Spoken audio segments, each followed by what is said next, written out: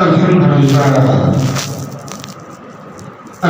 لله على نعمائه الشاملة والآلائه الكاملة، والصلاة والسلام على سيدنا وحبيبنا وطبيب قلوبنا وشفاء صدورنا وغوثنا وغيثنا ومغيثنا محمد المصطفى شمس الضحى بدر الدجى نور الهدى مهدي البراء صدر الورى دافع البلاء والوباء محب الفقراء والغرباء، وعلى آله المرتضى وأصحابه المجتبى. أما بعد، فقد قال الله تبارك وتعالى في القرآن المجيد والفرقان الحميد: أعوذ بالله من الشيطان الرجيم، بسم الله الرحمن الرحيم. النبي أولى بالمؤمنين من أنفسهم.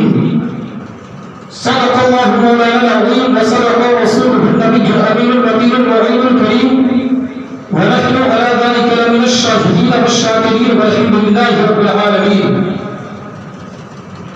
بلغ العلا بكماله، كشف الهدى بجماله، حسنت جميع خصاله، صلوا عليه وآله. وہ کمال حسن حضور ہے کہ گمان نقش جہاں نہیں، وہ کمال حسن حضور ہے کہ گمان نقش جہاں نہیں، وہی پھول خار سے روح ہے، وہی شمع ہے کہ دھواں نہیں،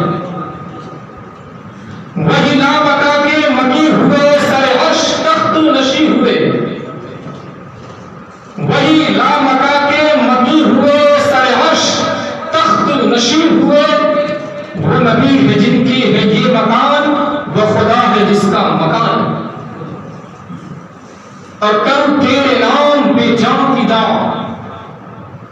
کروں تیرے نام پہ جاں فدا، نہ بس ایک جاں دو جہاں فدا، دو جہاں سے بھی نہیں تھی بھرا، کیا کروں کروڑوں جہان. اور کروں مدح اہل دول رضا، کروں مدح اہل دول رضا، پڑے اس بلا میں میری بلا، میں گدا ہوں اپنے کریم کا، میرا دین پار انعام ہے.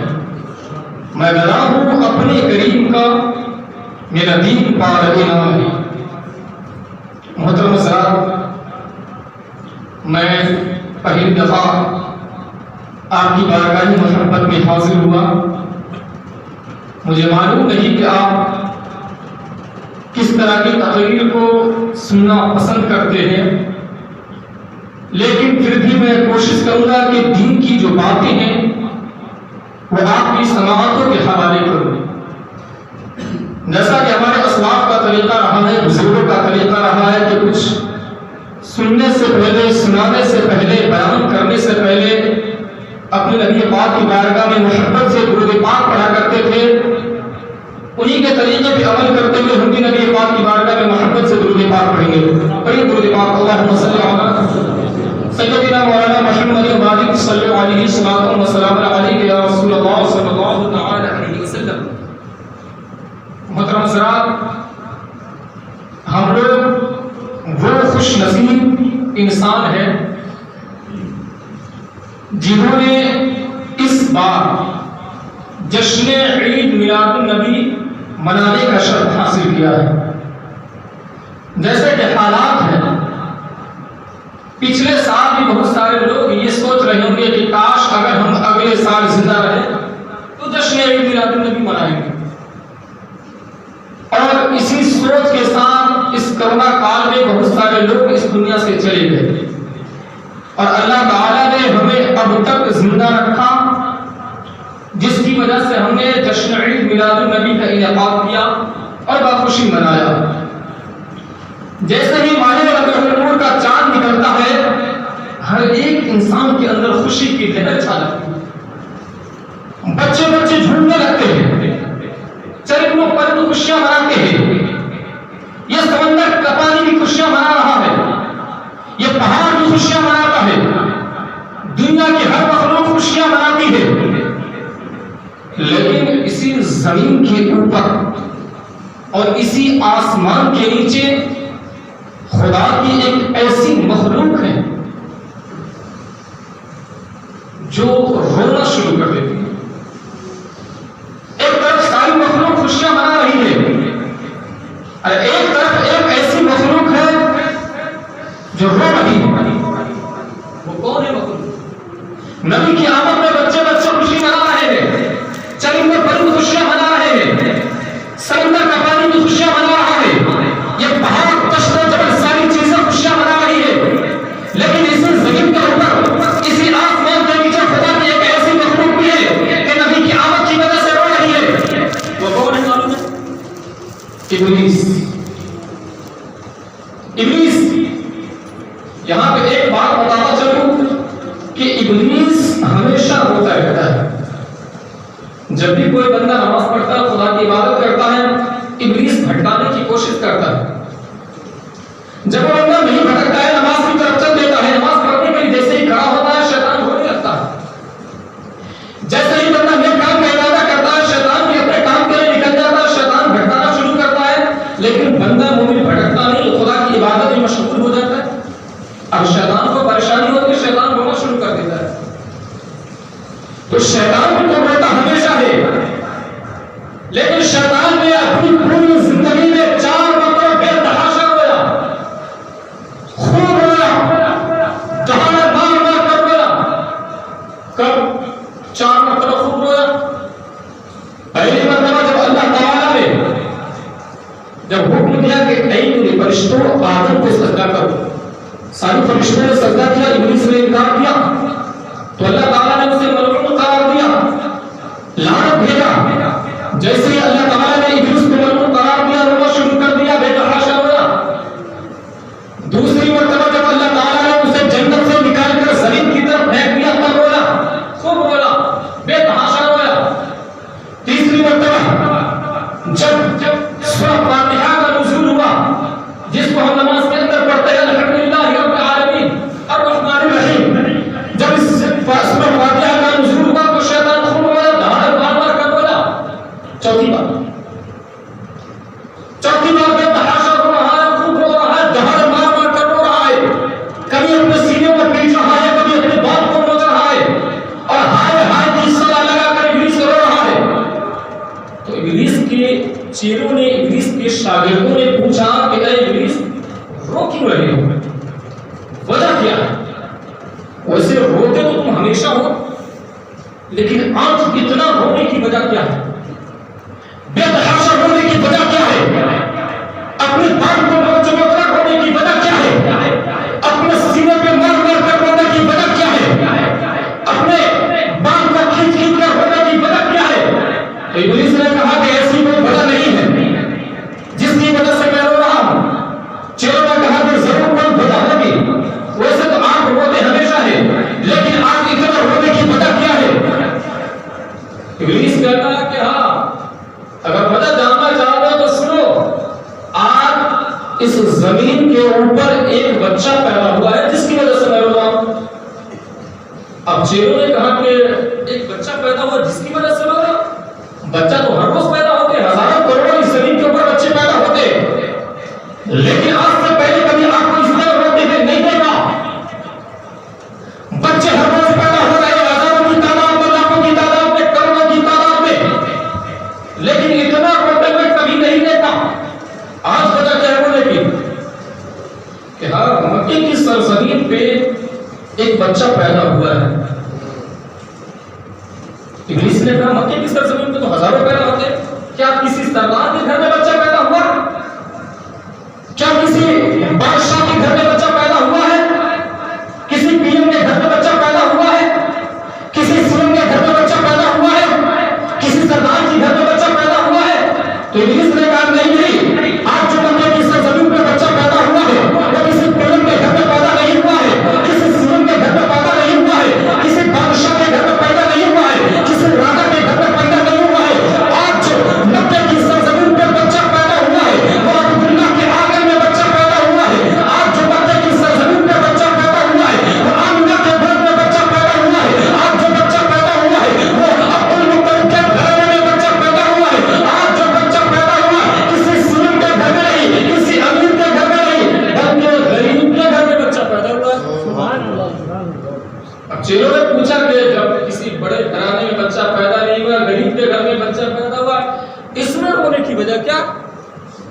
غریب ہے، رونے کی وجہ کیا؟ ابلیس نے کہا میرے چیلوں سنو سنو، آج جو بچہ پیدا ہوا کوئی عام بچہ پیدا نہیں ہوا ہے، آج جو بچہ پیدا ہوا ہے وہ میرے مشن کو تباہ کر دے گا، آج جو بچہ پیدا ہوا ہے میرے منصوبے کو خاک و خون میں ملا دے گا، آج جو بچہ پیدا ہوا ہے میرا مقصد تھا بندے کو خدا کی طرف سے نکال کر غیر اللہ کی طرف جھکانا، آج جو بچہ پیدا ہوا ہے وہ غیر اللہ کی طرف سے نکال کر خدا کی بارگاہ میں جھکا دے گا، آج جو بچہ پیدا ہوا ہے وہ بھوکے کو کھلانے والا بچہ ہے، آج جو بچہ پیدا ہوا ہے وہ روتوں کو ہنسانے والا بچہ ہے، آج جو بچہ پیدا ہوا ہے وہ گنگوں کو اٹھانے والا بچہ ہے، آج جو بچہ پیدا ہوا ہے وہ بھوکے کو کھلانے والا بچہ ہے، کوئی عام بچہ نہیں ہے، آج جو بچہ پیدا ہوا ہے کوئی عام بچہ نہیں ہے، وہ میرے مشن کو تباہ کر دے گا، میرے منصوبے کو خاک میں ملا دے گا، میرا منصوبہ یہ ہے، میرا مشن یہ ہے کہ لوگوں کو اللہ کی طرف سے نکال کر غیر اللہ کی طرف جھکانا، میرا مشن ہے کہ لوگ اللہ کی عبادت نہ کریں، لوگ شیطان کی عبادت کریں، لوگ بتوں کو پوجا کریں، لیکن آج جو بچہ پیدا ہوا میرے منصوبے کو ملا دے گا، خاک میں ملا دے گا، میرا جو مقصد ہے زندگی کا اس کو ختم کر دے گا، عام بچہ نہیں ہے۔ تو چیلوں نے کہا کہ چلو عام بچہ نہیں ہے تو جب بچہ آپ کے پریشانی کا سبب بننے والا ہے تو ابھی بچہ ہے، ابھی کچھ کر نہیں سکتا، اور اللہ تعالیٰ نے اتنی نافرمانی کے باوجود اتنی طاقت دی ہے کہ آپ جب چاہے جہاں جا سکتے ہو، جسے چاہے اپنی طاقت، جس پر چاہے اپنی طاقت استعمال کر سکتے ہیں۔ اللہ تعالیٰ نے آپ کے ہاتھ میں اتنی طاقت دی ہے کہ اگر کسی بچے کو چھو دے تو بچہ پاگل ہو جائے گا۔ اب یہاں پہ ایک مسئلہ سنا فرمایا کہ جب بچہ کسی مومن کے گھر میں پیدا ہوتا ہے تو علماء کرام فرماتے ہیں کہ فوراً اس کے کان میں اذان دی جائے، کیوں؟ مومن کا بچہ ہے، جب بڑا ہوگا تو شیطان کے منصوبے کو خاک میں ملائے گا، جب بچہ پیدا ہوتا ہے تو شیطان اس پر حملہ کرتا ہے، اس لیے علماء کرام فرماتے ہیں کہ فوراً اس کے کان میں اذان دی جائے، شیطان کو حملہ کرنے کا موقع نہ ملے۔ اب یہاں سے سنیں، ابلیس کے چیلوں نے کہا کہ استاد آپ کے ہاتھ میں اتنی طاقت ہے، اتنا قوت ہے کہ اگر آپ اس بچے کو چھوڑ دیں گے تو بچہ پاگل ہو جائے گا، جنون کا شکار ہو جائے گا، آپ اپنی طاقت کا استعمال کیوں نہیں کرتے؟ ابلیس نے کہا بات تو ٹھیک ہے، اگر طاقت ہے تو طاقت کا استعمال کریں گے۔ اب وہاں سے ابلیس چلا، اپنے نفع کے ارادے کے ساتھ چلا، اپنے شاگردوں کو لے کر، اپنے چیلوں کو لے کر، اپنی فوج کو لے کر مکے کی سرزمین کی طرف چلا ہے۔ جیسے ہی مکے کی سرزمین پر بڑھا ہے، اللہ نے حضرت جبریل امین سے کہا اے جبریل یہ وقت سدرہ پر بیٹھنے کا نہیں ہے، ادھر ابلیس اپنے نفع کے ارادے کے ساتھ میرے محبوب کے قدم، میرے محبوب کے گھر کی طرف بڑھا ہے۔ اے جبریل تم بھی چلے جاؤ، میرے محبوب کے گھر کے پاس چلے جاؤ اور دربان کر کے میرے محبوب کی حفاظت کرو۔ اب ادھر ابلیس چلا ہے، ادھر جبریل امین سدرہ سے اترتے ہیں، حضرت عبداللہ کے آگے میں داخل ہوتے ہیں، حضرت آمنہ کے حجرے کے پاس جاتے ہیں اور دربان بن کر کھڑے ہو جاتے ہیں۔ ادھر ابلیس بھی اپنے نفع کے ارادے کے ساتھ چلا ہے، اپنے لشکر کو لے کر چلا ہے، اپنے چیلوں کو لے کر چلا ہے، مکے کی سرزمین پہ اترا ہے۔ مکے کی سرزمین پہ اترنے کے بعد جیسے ہی حضرت عبداللہ کے آنگن میں داخل ہوا، حضرت عبداللہ کے آنگن میں داخل ہونے کے بعد جیسے ہی حضرت آمنہ کے گھر کا ارادہ کرتا ہے، جیسے ہی داخل ہونے کے لیے ابلیس سوچتا ہے، حضرت جبریل نے اتنی زور سے لات ماری تھی، تاریخ گواہ ہے، اتنی زور سے لات ماری تھی کہ ابلیس جانے یہ ان کی سرزمین پہ گرا تھا۔ اس لیے تو شاعر کہتا ہے کہ فانوس بن کے جس کی حفاظت ہوا کرے وہ شمع کیا بجھے جسے روشن خدا کرے۔ فانوس بن کے جس کی حفاظت ہوا کرے وہ شمع کیا بجھے جسے روشن خدا کرے۔ اب نبیوں کے سردار پہ اس نے حملہ کر دیا تھا، وہ تو نبیوں کے سردار ہیں، انہیں کون مار سکتا ہے؟ جس کو خدا نے خود بھیجا ہو دنیا میں ایمان پھیلانے کے لیے، اسلام پھیلانے کے لیے، اس سے کون مار سکتا ہے؟ ایک بار درود پاک پڑھیے، اللہم صلی علی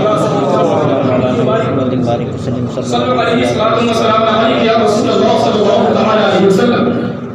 ذرا میں یہاں پہ آپ کے سامنے 3 سوال رکھتا ہوں اور تینوں سوال کا جواب میں خود ہی دوں گا،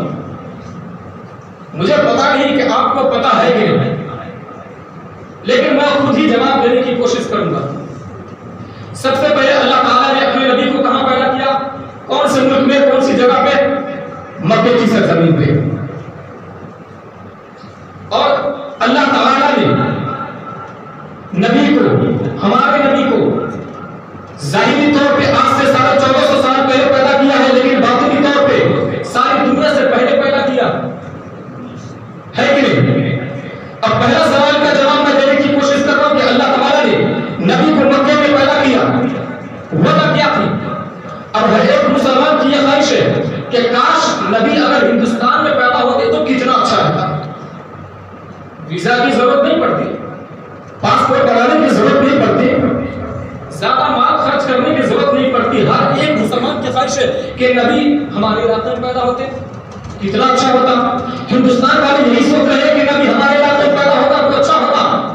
اپنے پاک کے مسلمان سے پوچھے، ان کی بھی یہی خواہش ہے کہ نبی پاک اگر نیپال میں پیدا ہوتے تو اچھا ہوتا۔ پاکستان کے مسلمان سے آپ پوچھے، ان کی بھی یہی خواہش ہے کہ اگر نبی پاکستان کے اندر پیدا ہوتے تو کتنا اچھا ہوتا۔ ساری دنیا کے مسلمان سے پوچھیں گے، سب کا یہی جواب ہوتا کہ اگر نبی ہمارے علاقے میں پیدا ہوتے تو کتنا اچھا ہے کہ نہیں؟ تو اب اس کا جواب سن، نبی نور ہے، قد جاءکم من اللہ نور، نبی پاک نور ہے، اور اس نور کی روشنی کو پوری دنیا میں برابر پھیلانا تھا۔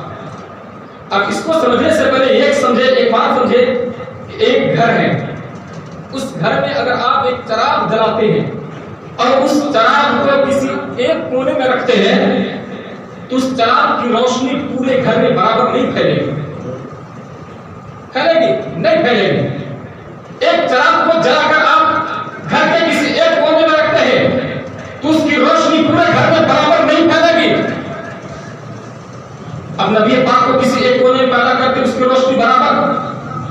اب یہ دیکھیں، اللہ تعالیٰ نے نبی کو مکے کی سرزمین پہ پیدا کیا، ہندوستان کے اندر پیدا نہیں کیا، نیپال کے اندر پیدا نہیں کیا، پاکستان کے اندر پیدا نہیں کیا، ترکستان کے اندر پیدا نہیں کیا، مکے کی سرزمین پہ پیدا کیا ہے۔ وجہ کیا تھی؟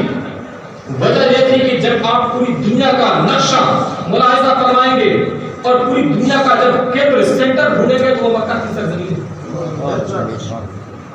پوری دنیا گول ہے، یہ سب لوگ جانتے ہیں کہ دنیا گول ہے، لیکن جب پوری دنیا کا کیندر کو آپ تلاش کریں گے تو مکے کی سرزمین ہے۔ پوری دنیا گول ہے، اس گولائی کا جو بیچ ہے، کیندر ہے، وہ مکہ کی سرزمین ہے۔ تو اللہ تعالیٰ نے نبی کو پوری دنیا کے سینٹر میں پیدا کیا، کیندر میں پیدا کیا، تاکہ نبی کے نور کی روشنی پوری دنیا میں برابر برابر ہے۔ بات سمجھ میں آ گئی کہ اللہ تعالیٰ نے مکہ کی سرزمین پہ نبی کو کیوں پیدا کیا؟ اب دوسری بات کہ نبی کو مکہ کی سرزمین پہ پیدا کیا، ہم نبی کو مانتے ہیں، نبی سے محبت کرتے ہیں، ہمیں نبی کے روزے کے دیکھنے کی چاہت ہے، نبی کے دیدار، روزے کی دیدار کرنے کی چاہت ہے، تڑپ ہمارے دل کے اندر۔ اب اللہ تعالیٰ نے نبی کو مکے کی سرزمین پہ پیدا کیا ہے، ہمارے دل میں نبی کے روزے کی دیدار کی طرف ہوتی تو ہم کیا کریں؟ ہمارے پاس اتنی دولت نہیں ہے، اتنا مال نہیں ہے، اتنا پیسہ نہیں ہے کہ خرچ کر کر ہم مکے کی سرزمین پہ جائیں، تو ہم کیا کریں؟ نبی کو اللہ تعالیٰ نے مکے کی سرزمین پہ پیدا کیا ہے، ان کا روزہ مدینہ کی سرزمین پہ ہے۔ اب ایک مومن کے دل میں نبی کے روزے کی دیدار کی طرف جگتی ہے تو کیا کرے گا بندے مومن؟ تو ہر سوال کا جواب قرآن سے ملتا ہے۔ اب میں نے قرآن سے پوچھا ہے، قرآن ایک مومن کے دل میں جب نبی کے دیدار کی طرف اٹھے گا تو کیا کرے گا مومن؟ تو قرآن بھی کہتا ہے اے بندہ گھبرانے کی ضرورت نہیں ہے۔ قرآن کہتا ہے النبی اولى بالمؤمنین من انفسہم، اے مومنوں گھبرانے کی ضرورت نہیں ہے۔ نبی کا تسلی رکھر اگرچہ مدینے کی سرزمین پہ ہے، لیکن اگر تمہارے اندر ایمانی محبت ہے تو نبی تمہارے جان سے بھی زیادہ قریب ہے۔ اب اس کو ہم کیسے سمجھیں کہ نبی ہماری جان سے بھی زیادہ قریب ہے؟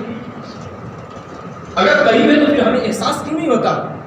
قرآن کہہ رہا ہے کہ اے مومنوں گھبرانے کی ضرورت نہیں ہے، النبی اولیٰ بالمؤمنین من انفسہم، نبی مومنین کے جان سے زیادہ قریب ہے۔ جب جان سے زیادہ قریب ہے تو ہمیں احساس بھی نہیں ہو رہا ہے۔ تب اس کو سمجھنے کے لیے ایک بات سمجھیے، خدا کا یہ قانون ہے، رب کا یہ نظام ہے کہ جس چیز کی ہمیں زیادہ ضرورت تھی اللہ تعالیٰ نے اس چیز کو اتنا ہی زیادہ قریب کر دیا ہے. ہمیں اور آپ کو بیٹھنے کے لیے زمین کی ضرورت تھی کہ نہیں؟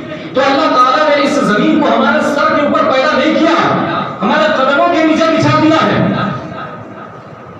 اب اس کے بعد ہمیں اور آپ کو کھانے والی چیزوں کی ضرورت تھی تو اللہ تعالیٰ نے اسی زمین کے اندر کھانے والی چیزوں کا پیدا فرما دیا.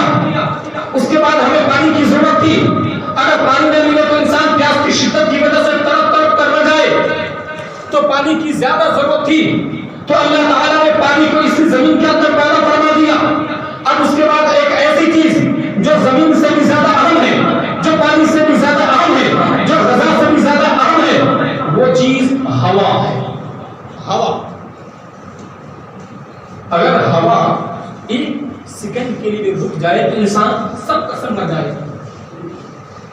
اب جس طرح ہمیں زمین کی ضرورت تھی تو زمین کو ہمارے قدموں کے نیچے بچھا دیا، پانی کی ضرورت تھی تو پانی کو اسی زمین کے اندر پیدا کر دیا، کھانے والی چیزوں کی ضرورت تھی تو کھانے والی چیزوں کو اسی زمین کے اندر پیدا کر دیا، بادلوں کی ضرورت تھی تو بادلوں کو ہم سے دور کر کے پیدا فرمایا. لیکن ہوا کو زمین کے اندر پیدا نہیں کیا، ہوا کو ہمارے سر کے اوپر پیدا نہیں کیا، ہوا کو ہمارے قدموں کے نیچے پیدا نہیں کیا، بلکہ سب سے زیادہ ضروری ہوا تھی تو ہوا کو ہمارے ناک کے قریب کر دیا. اب ہمیں پانی کی ضرورت پڑتی تو ہم پانی کو ہمیشہ ساتھ لے کے نہیں چلتے. کھانے والی چیزوں کی زیادہ ضرورت تھی، کھانے والی چیزوں کو ساتھ لے کے نہیں چلتے. لیکن ہوا ایک ایسی چیز ہے جو سب سے زیادہ اہم ہے تو اللہ تعالیٰ نے ہوا کو ہمارے قدموں کے نیچے نہیں بلکہ ہمارے ناک کے قریب کر دیا. اب یہیں سے سوچے ایمانی زندگی کے لیے جب ہوا کی ضرورت تھی تو اللہ تعالیٰ نے ہوا کو ناک کے قریب کر دیا، اور ایمانی زندگی کے لیے مدینے کے مصطفیٰ کی ضرورت تھی، ایمانی زندگی کے لیے عبداللہ کے لخت جگر کی ضرورت تھی، ایمانی زندگی کے لیے عبد المطلب کے دلارے کی ضرورت تھی، ایمانی زندگی کے لیے حبیب اللہ کی ضرورت تھی، تو اللہ تعالیٰ نے چاند سے بھی زیادہ قریب کر دیا.